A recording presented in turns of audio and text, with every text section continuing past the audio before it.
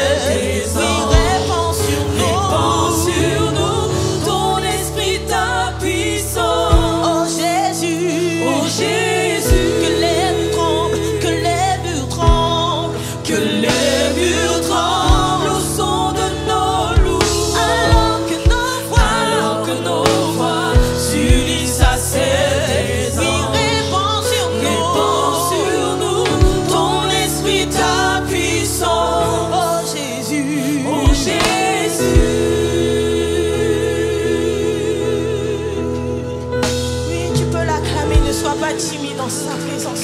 Si tu veux l'acclamer, acclame-le. Si tu veux crier, crie. Sois libre dans sa présence.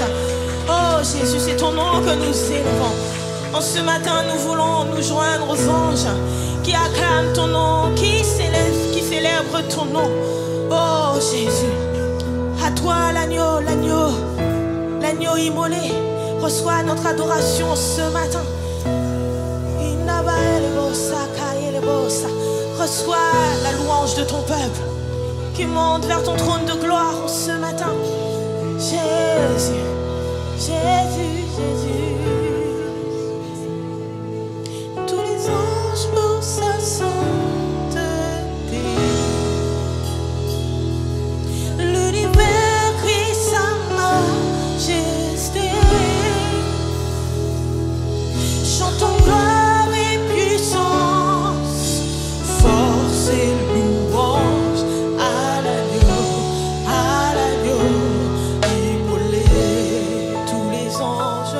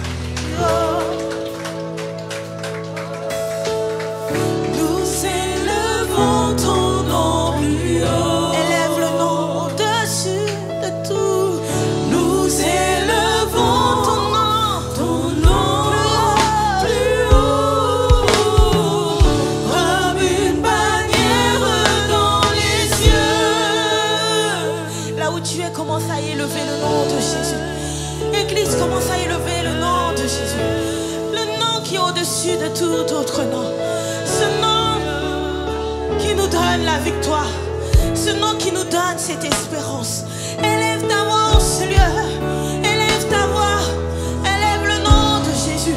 Élève son nom. Élève son nom. Car il en est digne. Il est digne de régner, l'agneau de Dieu. Élève ta voix en ce lieu.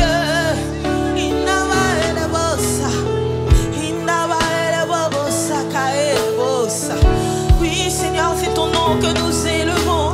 C'est ton nom que nous adorons. C'est ton nom, Seigneur, que nous honorons en ce matin. Oh Jésus, reçois la louange.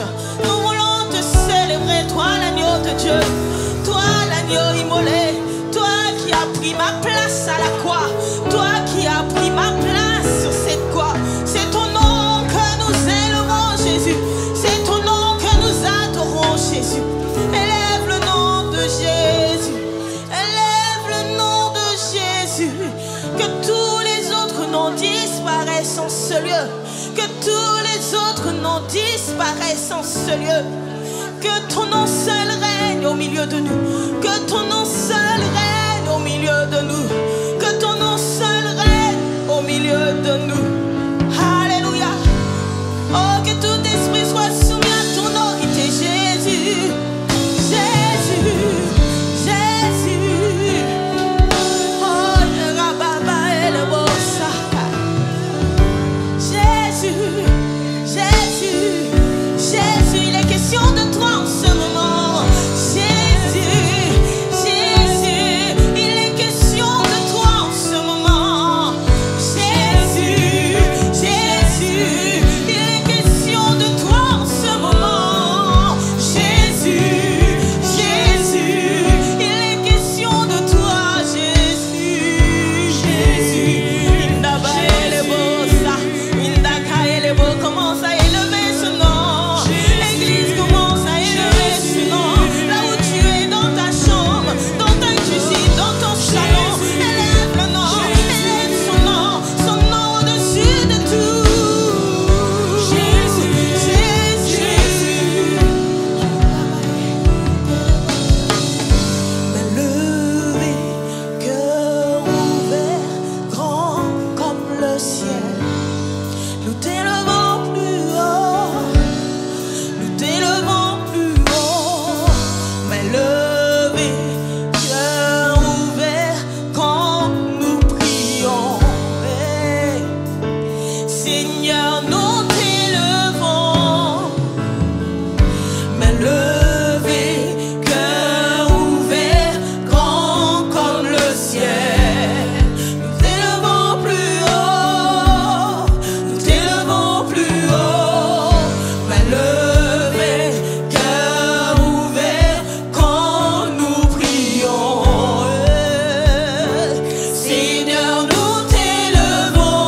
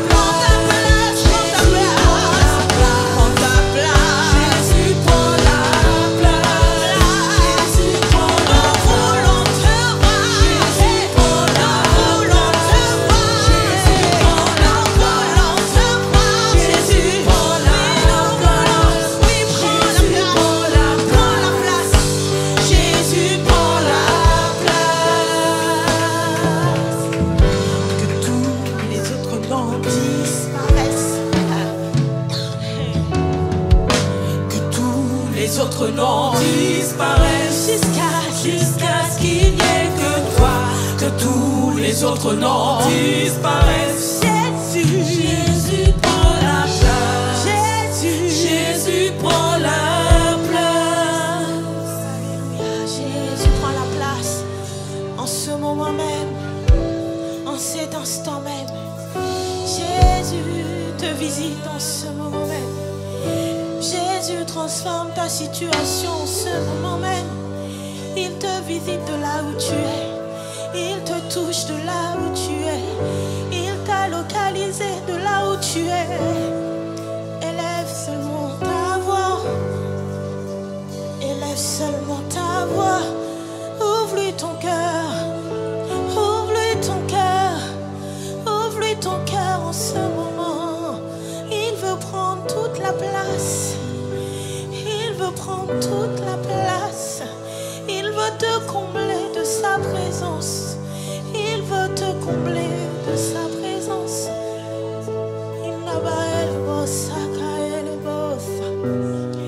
Élève ta voix, dis Jésus, prends toute la place.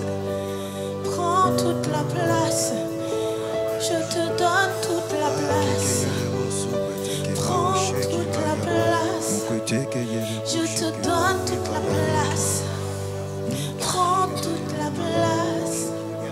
Je te donne toute la place. Prends toute la place. Je te donne toute la place, Jésus.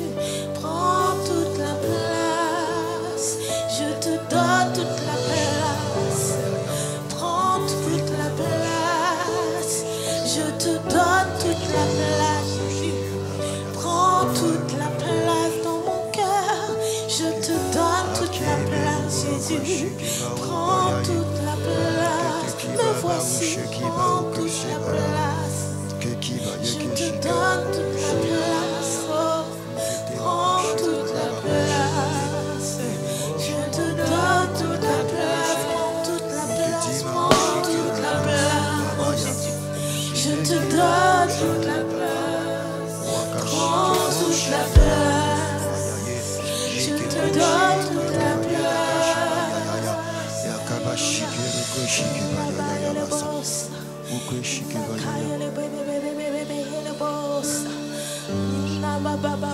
Est-ce que nous pouvons transformer ce cantique en prière, s'il vous plaît?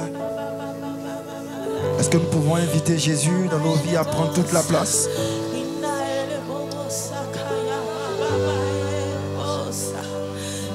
Nous sommes...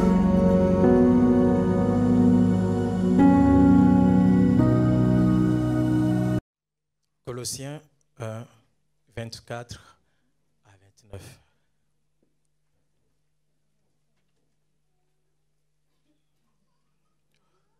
Je lis.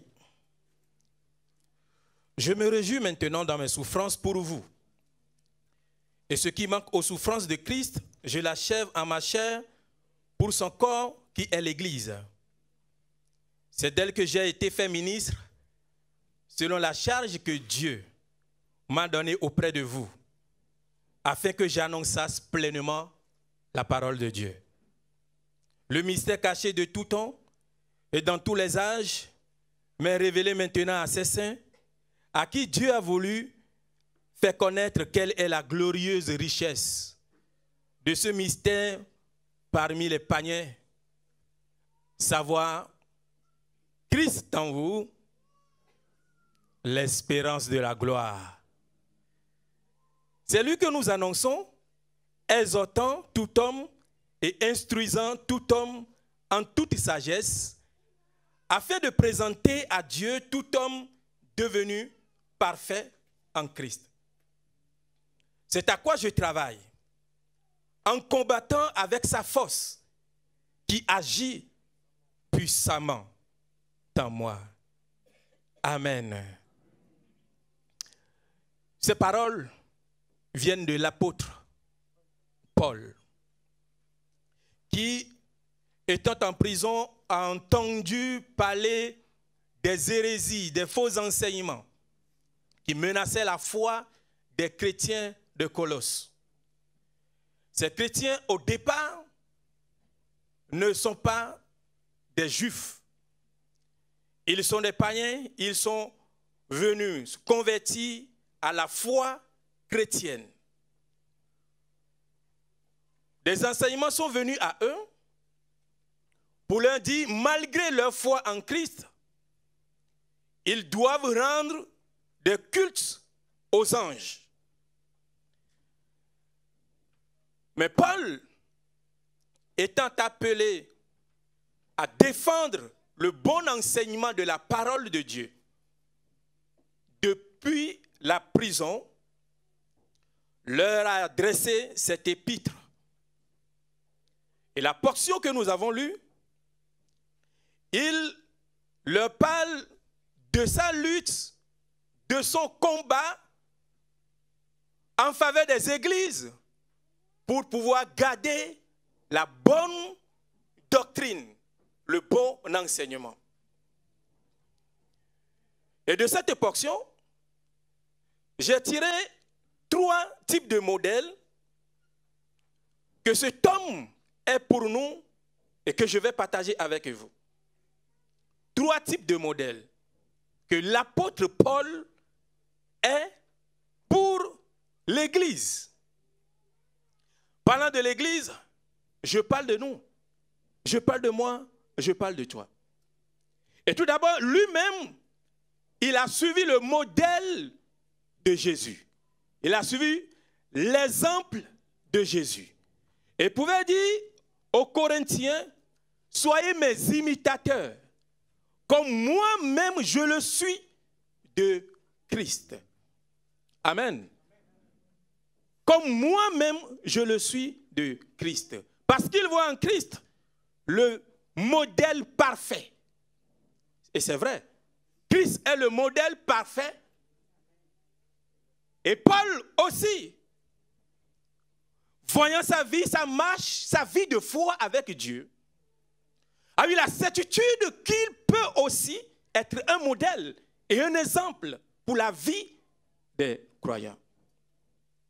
Et ici, le premier type de modèle, dans le verset 24, il dit, je me réjouis maintenant dans mes souffrances pour vous. Un prisonnier qui se réjouit dans ses souffrances pour des hommes libres. Celui qui est privé de sa liberté,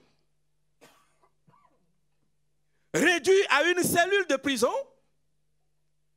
qui a la joie pour ceux qui sont libres dans leur mouvement. Cette joie, Paul la tire de son engagement pour la cause de l'évangile. Et en cela, je vois en lui un type de modèle d'engagement, le premier type. Modèle d'engagement, modèle de détermination, d'attachement à son appel et à son ministère. Il pouvait renoncer au ministère à cause des souffrances. Il pouvait même renoncer aussi, même à la foi, à cause des persécutions qu'il recevait. Parce que la plupart des persécutions que Paul a eues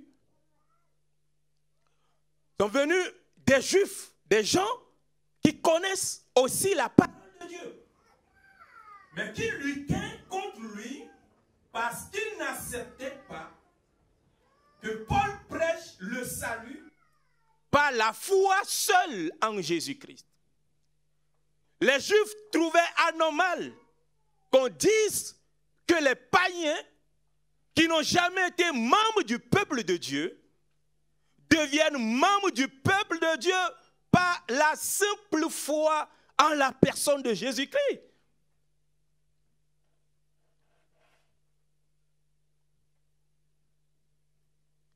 Dans 1 Corinthiens, ou bien 2 Corinthiens, Paul va faire une petite liste de ses souffrances pendant qu'il défendait son apostolat, son ministère auprès des Corinthiens, il dit, ceux qui viennent vous troubler, ceux qui disent que je ne suis pas un bon apôtre, écoutez, à partir de verset 11, sont-ils hébreux? Moi aussi.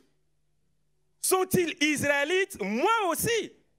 Sont-ils de la postérité d'Abraham? Moi aussi. Sont-ils ministres de Christ? Je parle en homme qui extravague. Je le suis bien plus encore. Par les travaux, bien plus. Par les coups, bien plus. Par les emprisonnements, bien plus. Souvent, qu'en danger de mort, 5 fois j'ai reçu des Juifs 40 coups moins 1.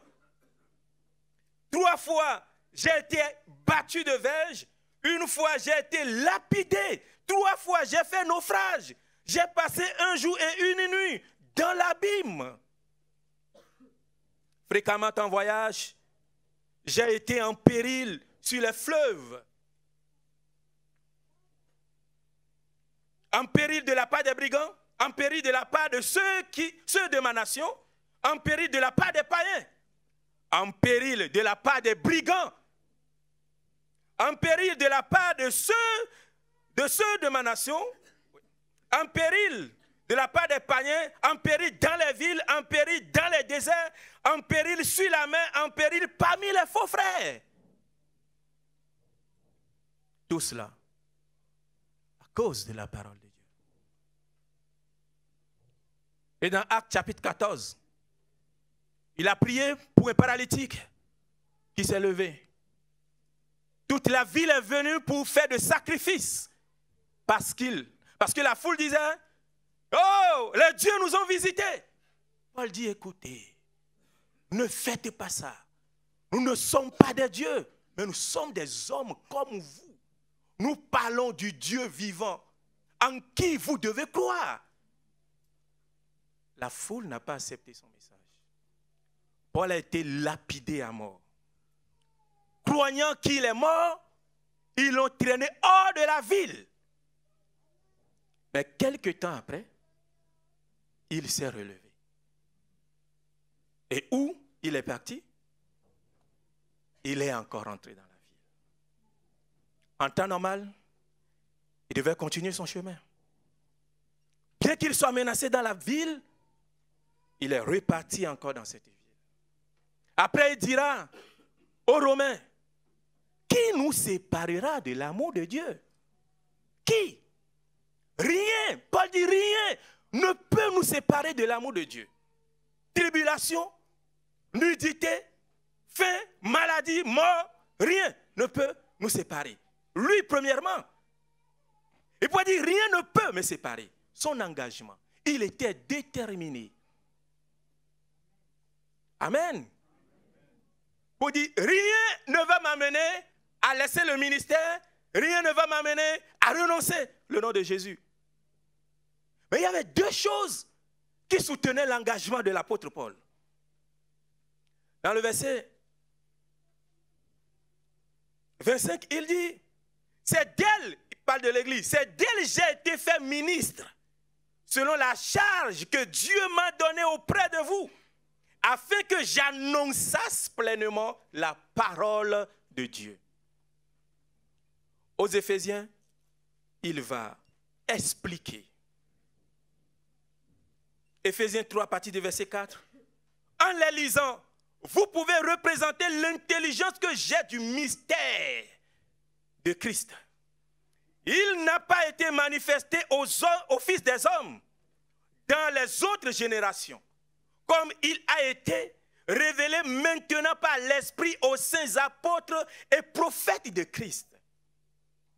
Ce mystère, c'est que les païens soient cohéritiers et forment un même corps et participent à la même promesse en Jésus-Christ par l'évangile, dont j'ai été fait ministre selon le don de la grâce de Dieu qui m'a été accordé par l'efficacité de sa puissance. Première chose qui soutenait son engagement, Paul était convaincu que le Seigneur l'a appelé à prêcher l'évangile. Et avant l'appel au ministère, il est convaincu qu'il a rencontré Jésus et que Jésus l'a sauvé. Ce jour où il devait aller tuer, d'abord mettre la main sur les chrétiens de Damas et enfin les persécuter, Jésus l'a rencontré et lui a dit, Paul, mais Saul, pourquoi me persécutes-tu? Il dit, qui es-tu? Jésus répond, c'est moi, Jésus, que tu persécutes. Et Jésus lui a dit, dès à présent, il va devenir son serviteur. Son cœur de persécuteur fut changé. Et sa vie a connu de changements, de transformation. Paul a la conviction qu'il a rencontré Jésus. Il a connu Jésus-Christ. Il a entendu sa voix. Il a connu sa puissance qu'il a terrassée. Et après, convaincu que Dieu l'a appelé à annoncer la parole. Ces deux appels ont soutenu son engagement. Et parfois, quand nous nous mettons à douter de notre salut, de notre foi en Christ, notre engagement avec Dieu, notre foi, notre attachement à Dieu commence par basculer. Mes frères, si nous voulons rester engagés, attachés au Seigneur, la première chose que nous devons solidement garder, c'est de savoir que Jésus, je l'ai réellement rencontré. Il est réellement mon sauveur. Et si vous avez un appel, une œuvre que vous accomplissez dans la maison du Seigneur, êtes convaincu aussi que Dieu vous a appelé à ce que vous faites. Et le faire, quels que soient les problèmes et les difficultés. Parfois, on rencontre des gens dans les églises, ils disent, je ne fais plus, j'arrête ce que je fais dans l'église. Je renonce. Je les laisse faire. Parce qu'à un moment donné, ils n'ont pas pu s'entendre avec ceux avec qui ils travaillent. Si quelqu'un est convaincu que Dieu l'a appelé à travailler pour lui dans l'église, il ne peut pas renoncer ainsi. Parce que nous ne travaillons pas pour les hommes. Deuxième chose qui a soutenu l'engagement de l'apôtre Paul, c'est qu'il connaît la nature de l'église. Il dit, c'est le mystère de Christ. Mystère, ce que Dieu seul maîtrise, ce que Dieu seul comprend. Et Dieu l'a gardé caché pendant des siècles. Et Dieu ne l'avait pas révélé dans le passé. C'est arrivé à un moment donné, Dieu l'a révélé quand le temps fut accompli par l'arrivée de Jésus-Christ. Pierre, dans son épître, va dire, même les prophètes de l'Ancien Testament ont cherché à comprendre ce temps de grâce qu'ils annonçaient. Ils veulent savoir ce que Dieu met dans le temps de la grâce. 1 Pierre 1 et le verset 12 va dire que même les anges ont voulu comprendre ce que Dieu met dans le temps de la grâce. Paul révèle ce mystère pour dire le mystère de l'Église. La foi en Jésus fait de nous membres du peuple de Dieu. Amen. La foi en Jésus qui unit juifs et païens dans un seul corps. J'ai dit au début, les juifs n'ont pas accepté ce message parce qu'ils trouvaient que c'est trop facile. Mais Paul, ayant la conviction de cette connaissance qu'il a de la nature de l'Église, il est resté engagé dans sa vocation. L'Église ne vient pas des hommes. Paul a su cela. Et c'est vrai. Depuis des siècles, l'Église est menacée. L'Église a connu beaucoup de tribulations, de persécutions. mais elle existe encore. Et elle va continuer à exister. Parce qu'elle n'est pas l'œuvre des hommes. C'est un mystère. Personne ne peut maîtriser un mystère. Personne ne peut. Quel que soit le combat contre la foi chrétienne. Non, elle ne va jamais s'éteindre. Et ça, cela doit être notre engagement. Quels que soient les combats contre ta foi, elle ne doit pas s'éteindre. Mais gardez, quelle que soit la persécution, quelles que soient les difficultés, quel que soit ce que tu vis, les humiliations au sein de tes amis, sur ton lieu de travail, que ta foi reste engagée. Amen.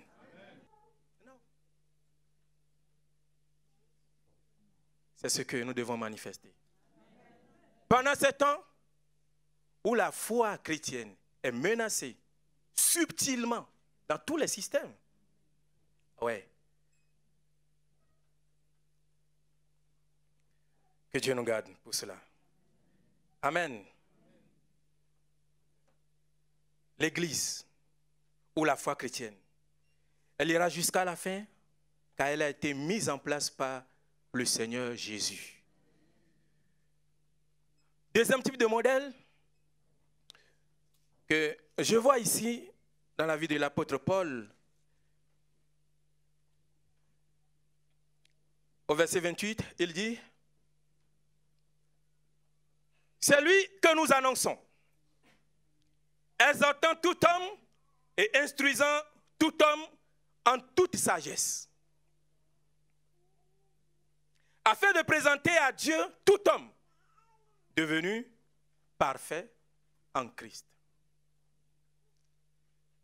C'est lui que nous annonçons. Lui, il s'agit de Christ. Paul est un modèle de fidélité au message de l'Évangile. Le message de l'Évangile présente le Christ crucifié, mort, ressuscité, pour sauver les hommes.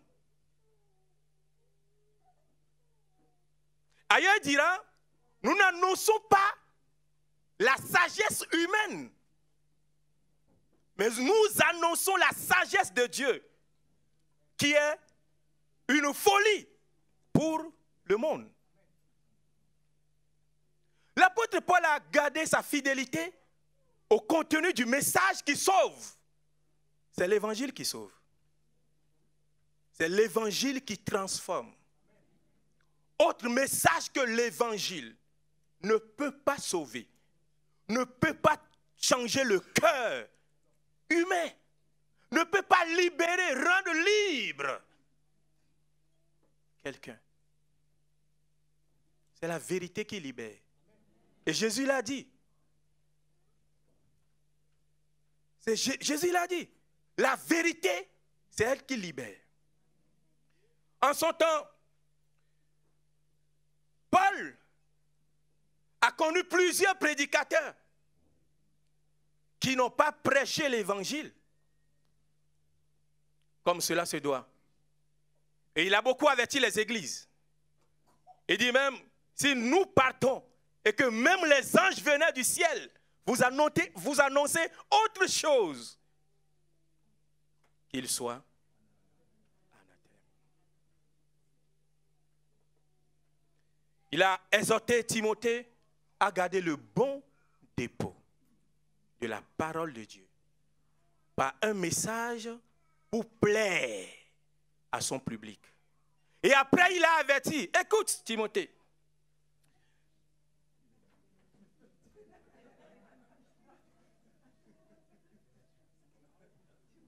il y a un Timothée. Ok. Donc, écoute Timothée.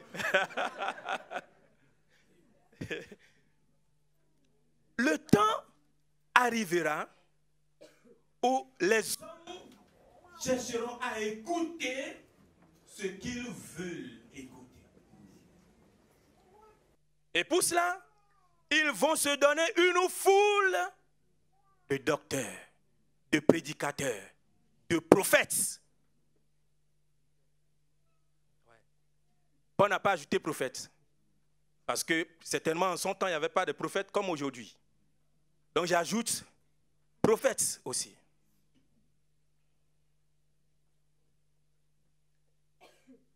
Plusieurs en son temps ne sont pas restés fidèles au message. Ils prêchent pour attirer la foule. Parce qu'ils pensent que le message pur de l'évangile ne peut pas rassembler les gens. Mais c'est lui qui sauve.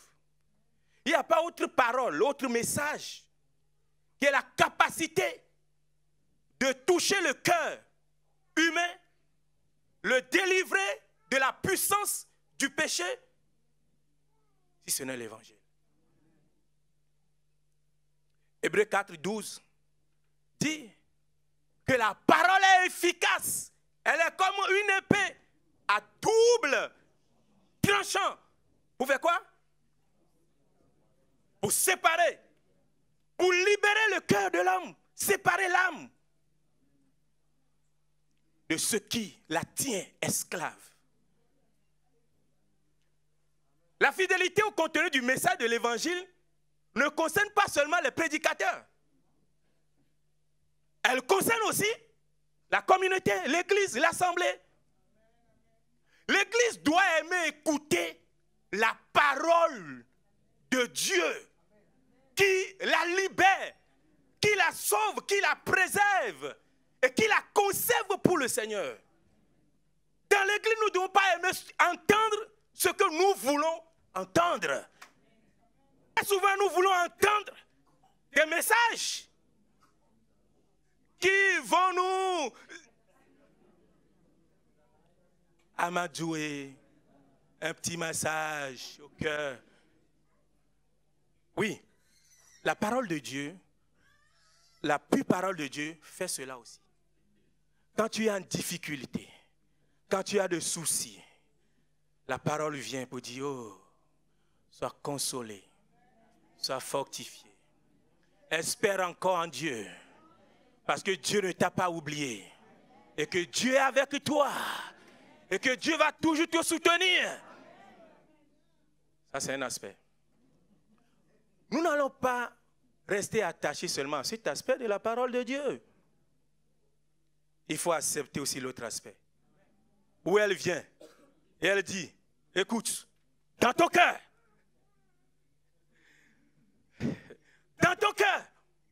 il y a un péché mignon qui est là. Tu dois t'en débarrasser. Si tu veux que Dieu œuvre pour toi, c'est pas toi. N'aie pas d'amitié avec le monde.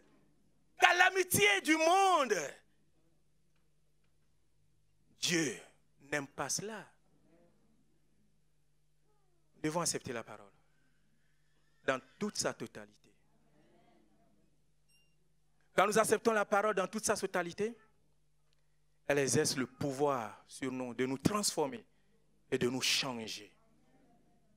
Paul est resté fidèle au contenu du message de l'évangile parce qu'il a compris la vision du Seigneur. Jésus dit, allez et faites de toutes les nations et enseignez-leur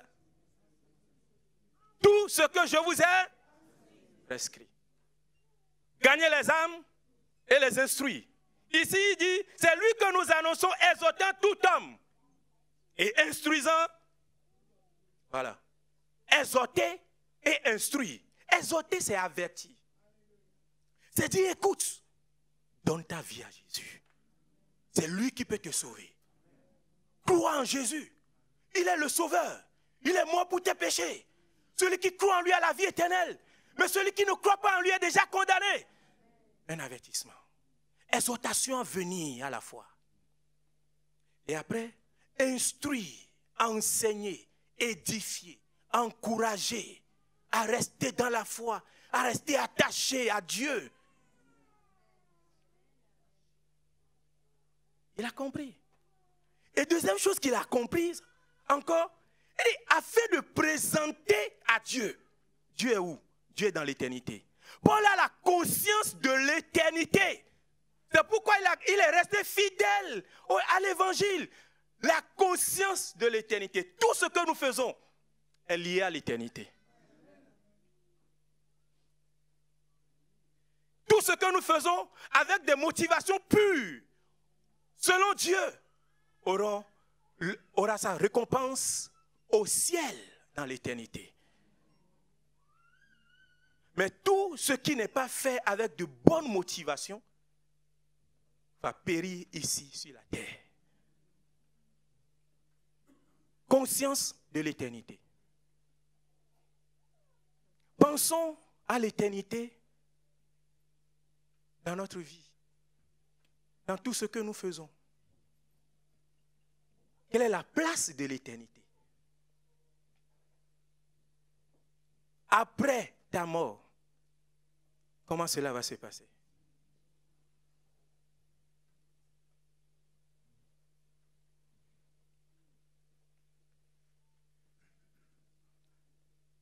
Cet homme qui a tiré toutes ces motivations de Christ, qui est le modèle parfait, il dit à la fin du verset 28, afin de présenter à Dieu tout homme devenu parfait en Christ. Parfait, cela ne veut pas dire que nous allons parvenir à la perfection. Il veut parler de la maturité spirituelle. Et il dit devenu, un processus. Aller étape par étape dans la marche chrétienne. La maturité spirituelle ne se réalise pas en un clic. Je suis devenu mature dans la foi. Non. Étape par étape. Étape par étape. Dans la sanctification. Étape par étape. Étape de libération. À une étape, Dieu te saisit et touche quelque chose dans ta vie. Te convainc, te pousse jusqu'à ce que tu cèdes. Et tu dis, Seigneur, je renonce. Et la marche continue. Arrivé à une autre étape, il te saisit encore. Il dit, ça aussi tu dois laisser. Dis, oh Seigneur, je cède. Il t'aide, il enlève. La marche continue. Après, il te saisit encore. Quand tu résistes, il s'occupe bien de toi jusqu'à te convaincre. Et c'est ça, la vie chrétienne. Il arrivera des moments où vous allez connaître des chutes. Mais il faut se relever et continuer la marche. C'est pourquoi l'apôtre Paul a pris la peine d'enseigner les églises. Pratiquement la même chose. Aux Galates, il écrit, le salut, ce n'est pas la foi en Christ. Les Galates se laissent se détourner du vrai message. Il revient, il enseigne encore la même chose. Il enseigne encore la même chose. Jamais il ne les a envoyés au diable. Soyons aussi tolérants, frères et sœurs, pour accompagner ceux qui ne sont pas encore matures dans la foi. Et aussi, tolérants aussi vis-à-vis de nous-mêmes. J'explique. Je ne dis pas tolérer le péché dans notre vie. Parfois, nous luttons et nous voulons plaire à Dieu. Mais nous n'avons pas le résultat que nous voulons. Et cela nous décourage. Ce n'est pas par ta propre force. Aie la bonne volonté. Si ça ne passe pas, continue, persévère. Et l'Esprit de Dieu va t'accompagner. Amen. Dernier type de modèle, qui est l'apôtre Paul. Modèle de consécration. Verset 29, il dit, c'est à quoi je travaille, en combattant avec sa force qui agit puissamment dans moi. Il travaille à quoi? Il travaille à annoncer le Christ. Et le Christ est seul. Avec la force de Dieu, qui est le Saint-Esprit, qui agit puissamment d'abord en lui.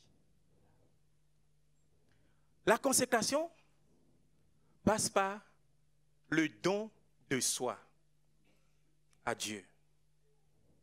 l'abandon de soi à Dieu. Tu as cru au Seigneur. Tu marches avec le Seigneur. Mais il faut qu'à un moment donné, tu puisses dire, Seigneur, je me laisse totalement à toi. La consécration doit venir de notre cœur. Arriver à cette étape où nous pouvons dire, non pas ce que je veux, mais ce que tu veux. Et nous le voyons de Jésus, qui a supplié Dieu dans le jardin de Gethsémani. Éloigne de moi, si c'est possible, cette coupe. Mais finalement, il dit, non pas ce que je veux, Père, mais ce que tu as décidé. Être prêt à accepter la volonté de Dieu pour sa vie. Être prêt à se laisser à Dieu totalement. Et cela passe par l'acceptation de l'œuvre du Saint-Esprit dans notre vie. Et il dit, cette force agit puissamment en lui. Oui.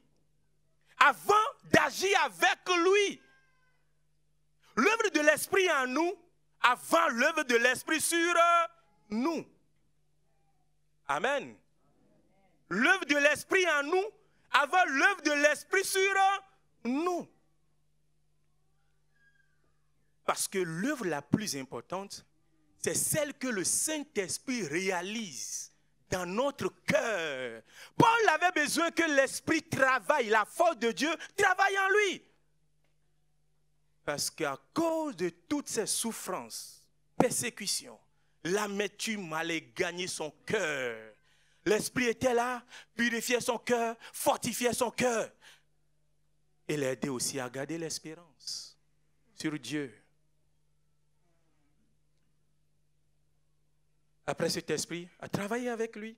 Oui, nous devons chercher que le Saint-Esprit nous utilise, que l'Esprit de Dieu se repose sur nous et nous utilise. Comme cela se doit. Cet homme, Paul, malgré toutes ces persécutions, toutes ces difficultés, est resté engagé, fidèle au message que Dieu lui a confié. Et ensuite, resté consacré et abandonné entre les mains du Seigneur. Et je dis, il tire tout cela du modèle parfait, qui est Jésus-Christ aussi, qui est resté engagé pour sa mission, qui est resté engagé pour le message qu'il a amené à l'humanité et qui est resté aussi pleinement dans la volonté de son Père. Et aujourd'hui, nous sommes aussi appelés à cela. Rester engagés, quel que soit ce que nous vivons, et rester fidèles et attachés à la parole de Dieu. Et ensuite, laisser notre vie être conduite par l'Esprit de Dieu. Que le Seigneur nous bénisse.